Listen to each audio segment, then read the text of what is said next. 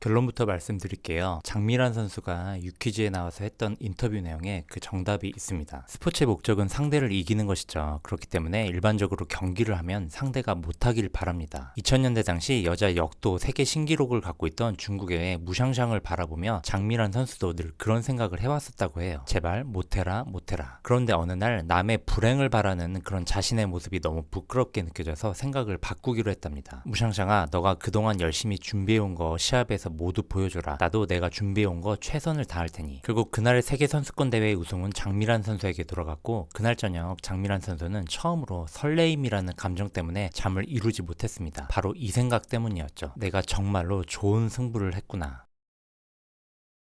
이런 말이 있죠. 모두에게 사랑받기 위해 노력하다가는 나를 잃게 된다. 그냥 내가 원하는 사람들에게만 최선을 다해라. 저도 한때 이 말이 삶의 모토가 됐던 적이 있었어요. 피곤하게 목적성을 갖고 만나지 말자. 그냥 나를 나로서 보여줄 수 있는 사람들. 나의 하찮은 모습도 따뜻하게 받아줄 수 있는 사람들. 소위 진짜 친구라고 말할 수 있는 사람들에게만 최선을 다하기로 한 거죠. 껍데기뿐인 무의미한 관계에 나의 에너지를 쏟고 싶지 않았어요. 그래서 소중한 사람들 이외의 인간관계에 대해서는 더 이상 노력하지 않았죠. 그리고 시간이 흘러서 보니 인간관계에 있어서의 그 행복감이 이전과 달라진 게 전혀 없는 거예요. 나의 진짜 친구들에게만 최선을 다하는 거, 온전히 내 모습으로서 대할 수 있는 상대만을 찾는 거, 그래서 더 이상 상처받을 일이 없는 거, 이것이 저의 인간관계에 그렇게 큰 행복을 가져오진 않더라고요. 왜냐하면 사람을 사귀는 일에 대한 제 사고방식에 근본적인 문제가 있었기 때문이었습니다. 누군가에게 사랑받기 위해서는 잘해줘야 되는데, 잘해주기 위해서는 상대가 원하는 것을 해줘야죠. 그런데 그게 내가 원하는 것은 아니에요. 그러다 보면 내가 지치죠.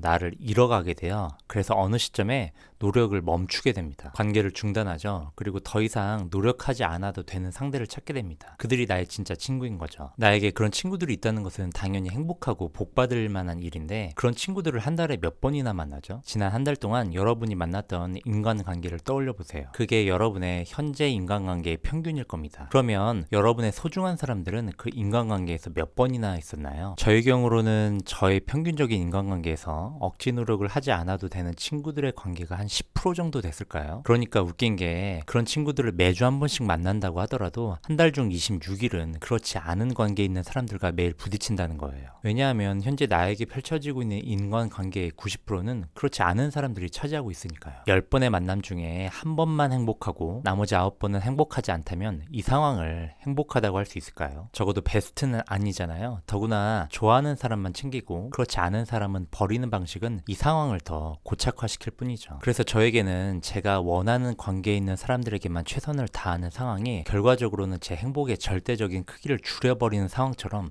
모순적으로 느껴지더라고요. 그래서 저는 이것을 어떻게 극복했냐면, 일단 원점으로 가보겠습니다. 모두에게 사랑받기 위해 노력했다. 보는 관점에 따라 매우 스트레스풀하게 들릴 수 있을 것 같아요. 인생이 피곤해지는 느낌이잖아요. 그래서 이 말을 부인하게 되는 건데, 이 주장의 전체를 부인해서는 안 된다는 게 중요해요. 왜냐? 원래 모든 인간관계는 노력이 필요하기 때문입니다. 노력이 필요하지 않은 인간관계는 존재할 수가 없어요. 가장 가까운 부부, 부모, 형제 관계에서조차 원만한 관계를 유지하기 위해서는 정말로 많은 노력이 필요합니다. 가족도 그러한데 친구 관계가 좋게 유지되려면 더 많은 노력이 필요하다는 것은 두말할 나위가 없죠. 하물며 일반적인 사회적 인간관계에서 노력이 없다면 관계 자체가 아예 형성이 될 수가 없습니다. 모든 관계는 노력하면 가까워지고 노력하지 않으면 멀어진다는 것은 세상의 진리이죠. 나는 사회에서 만난 관계를 굳이 좋게 유지하고 싶은 생각이 없는데요. 물론 이렇게 생각하실 수 있어요. 당연히 정답은 없습니다. 그것은 그냥 본인의 선택이에요. 단지 지난 한 달간의 인간관계를 한번 보라는 거죠. 그 지난 한 달간의 인간관계 중에서 가족과 친구가 몇 프로를 차지하죠? 그 외의 사회적 관계들은 몇 프로를 차지하고 있나요? 만일 나의 일상적인 인맥에 사회적 관계가 90%를 차지하고 있는데 그 90%를 노력하지 않기로 결정했다면 내 인생의 인간관계 중에서 10번 중 9번은 행복하지 않겠죠. 지극히 수학적인 판단입니다. 그래서 첫 번째로 드리고 싶은 말씀은, 이 문장에서 적어도 노력했다, 이 부분만큼은 부정이 돼서는 안 된다는 거예요. 관계는 노력한 만큼 형성이 되기 때문이죠. 자, 두 번째는 좀 더 근본적인 문제입니다. 모두에게 꼭 사랑을 받아야 할까요? 당연히 그럴 필요는 없습니다. 그런데 모두에게 사랑받는 상황이 꼭 나쁜 것은 아니에요. 누구에게 사랑받는다는 것은 오히려 행복한 일이죠. 그리고 그 수가 많아진다면 더더욱 행복할 수밖에 없고요. 좀 더 근본적으로 들어가 보면 모두가 아닌 한 명 한 명과의 인간관계가 형성이 됐을 때 내가 상대에게 꼭 사랑을 받아야 할까요? 대답은 같습니다. 당연히 그럴 필요는 없어요. 그런데 상대에게 사랑을 받는 상황이 또 나쁜 것은 아니에요. 누군가에게 사랑받는 것은 좋은 일이잖아요. 그쵸? 다시 말해서 문제를 구분할 줄 알아야 한다는 것입니다. 내가 상대에게 사랑받는 상황 그 자체는 좋은 일이에요. 그런데 내가 상대에게 사랑을 반드시 받으려고 하는 그 강박감은 나쁜 것이죠. 다시 말해서 누군가에게 사랑받기 위해 노력하지 말라는 말은 사랑을 받지 말라는 게 아니라 사랑을 반드시 받으려고 하는 그 강박감을 버리라는 뜻입니다. 그런데 안타깝게도 상당수의 사람들이 그 강박감을 갖고 있죠. 인간관계에서 사랑을 받고 싶고 미움은 받기 싫어하죠. 저 또한 그랬으니까요. 그래서 오랜 시간 고민을 좀 했었어요. 왜 나에게 그런 강박 같은 감정이 생기는 걸까? 왜 이렇게 관계에 있어 사랑에 목말라 있고 미워지는 게 극도로 싫은 거지? 그리고 끝내 제가 찾은 문제의 본질은 이것이었습니다.